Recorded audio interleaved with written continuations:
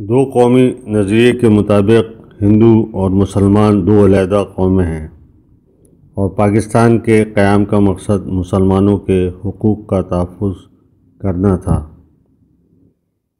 پاکستان کے آغاز کے ساتھ ہی اس کے قیام کے جواز کو درست ثابت کرنے کی کوششیں شروع ہو گئی، کیونکہ قیام پاکستان سے قبل کئی مسلمان سیاسی اور دینی پارٹیوں نے قیام پاکستان کی مخالفت کی تھی۔ یہاں تک کہ محمد بن قاسم سے محمود غزنوی تک بیرونی حملہ آوروں کو پاکستان کا بانی قرار دیا جاتا ہے۔ یہ نظریہ اپنے اصل میں تضادات کا مجموعہ ہے اور ماضی میں وقتاً فوقتاً اس پر سوالات اٹھائے جاتے رہے ہیں۔ ان سوالات کا جواب دینے اور اس نظریے کو درست ثابت کرنے کے لیے دائیں بازو کے دانشور تاریخ دان اس کا تعلق ماضی کے مسلمان حکمرانوں سے جوڑتے ہیں۔ کئی تاریخ دان دو قومی نظریے کو شیخ احمد سرندی، شاہ ولی اللہ کے فرزند شاہ عبدالعزیز، سید احمد شہید بریلوی، تیتو میر، حاجی شریعت اللہ اور ان کے نامور فرزند دودو میاں سے جوڑتے ہیں۔ یہی نہیں بلکہ کچھ مورخ اس کے تانے بانے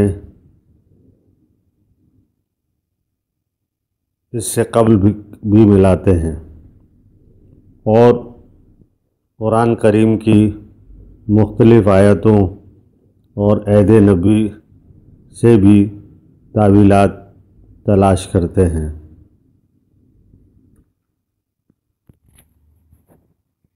دو قومی نظریہ پاکستان کی تخلیق کی بنیادی وجہ قرار دیا جاتا ہے۔ قائد اعظم محمد علی جناح صاحب مارچ 1940 کی ایک تقریر میں فرماتے ہیں، اسلام اور ہندو دھرم محض مذاہب نہیں بلکہ در حقیقت دو مختلف معاشرتی نظام ہیں۔ میں واشگاف الفاظ میں کہتا ہوں کہ وہ دو مختلف تہذیبوں سے واسطہ رکھتے ہیں۔ ان تہذیبوں کی بنیاد ایسے تصورات اور حقائق پر رکھی گئی ہے جو ایک دوسرے کی ضد ہیں بلکہ اکثر متصادم ہوتے رہتے ہیں۔ معمار پاکستان کے ان الفاظ سے یہ بات واضح ہے کہ انہیں ہندو مسلم بھائی چارے کی کوئی امید باقی نہیں رہی تھی اور انہوں نے مسلمانوں کے لیے علیحدہ وطن کے قیام کو نجات کا واحد راستہ سمجھ لیا تھا۔ دو قومی نظریے کو تاریخ کی کسوٹی پر پرکھا جائے تو بہت سے سقم نظر آتے ہیں، اس بات سے قطع نظر کہ 1000 سال حکمرانی کے بعد جب رعایا بننے کی باری آئی تو علیحدہ قوم کا نعرہ بلند کر دیا گیا۔ یہ نظریہ بہت سے تاریخی حقائق کی منافی کرتا نظر آتا ہے۔ مالابار کے ساحل پر عرب تاجروں کی آمد سے زمانہ حال تک مسلمان برصغیر میں اقلیت میں رہے ہیں۔ محمد بن قاسم کی راجہ دار سے جنگ کے دوران کئی مسلمان راجہ دائر کی فوج میں شامل تھے۔ محمود غزنوی نے ملتان کے مسلمان حاکم پر حملہ کرنے کے لیے اپنے ایک ہندو جنرل کا انتخاب کیا۔ دہلی سلطنت کے دور میں سونے کے سرکاری سکوں پر لکشمی دیوی کی تصویر ہوتی تھی۔ معروف تاریخی عمارات کی تعمیر میں غیر مسلم مزدور اور ماہرین تعمیر شامل تھے۔ اکبر کے دور حکومت میں غیر مسلموں پر سے جزیہ دینے کی پابندی اٹھا لی گئی تھی اور اس کے دربار میں کئی ہندو وزیر اور مشیر شامل تھے۔ اورنگزیب نے کئی پرانے مندروں کی مرمت اور نئے مندروں کی تعمیر کے لیے چندہ دیا۔ ٹیپو سلطان کے وزیر اعظم اور کمانڈر ان چیف دونوں برہمن تھے اور 136 مندروں کو سلطان کی جانب سے سالانہ امداد ملا کرتی تھی۔ 1857 کی جنگ میں ہندوؤں اور مسلمانوں نے مل کر کمپنی فوج، جس میں بیشتر فوجی مسلمان تھے، کا مقابلہ کیا۔ سب سے بڑھ کر یہ کہ دو قومی نظریہ مسلمانوں اور ہندوؤں میں تفریق تو کرتا ہے، لیکن ہندوستان میں دیگر مذاہب کے ماننے والوں کی حیثیت کو فراموش کر دیتا ہے۔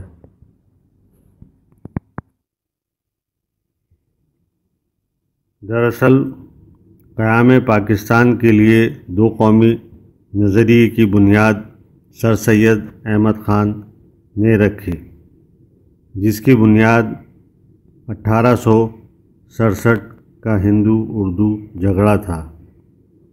1867 میں بنارس کے ہندوؤں نے لسانی تحریک شروع کر دی، جس کا مقصد اردو کی جگہ ہندو کو سرکاری اور عدالتی زبان کے طور پر رائج کرنا تھا اور عربی رسم اللحاظ کی جگہ دیوناگری رسم اللحاظ کو اپنانا تھا۔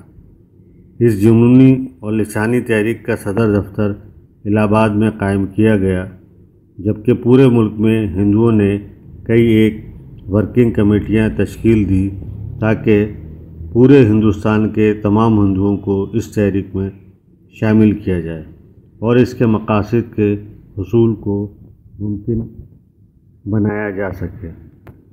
یہاں یہ وضاحت ضروری ہے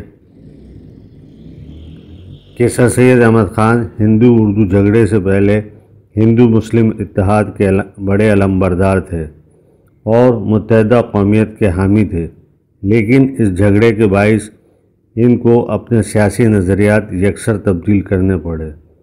ہندو مسلم اتحاد کے بجائے اب وہ انگریز مسلم اتحاد کے داعی بن گئے اور متحدہ قومیت کے بجائے ہندوستان میں مسلمانوں کے جداگانہ تشخص کے عظیم پیمبر بن کر ابھرے۔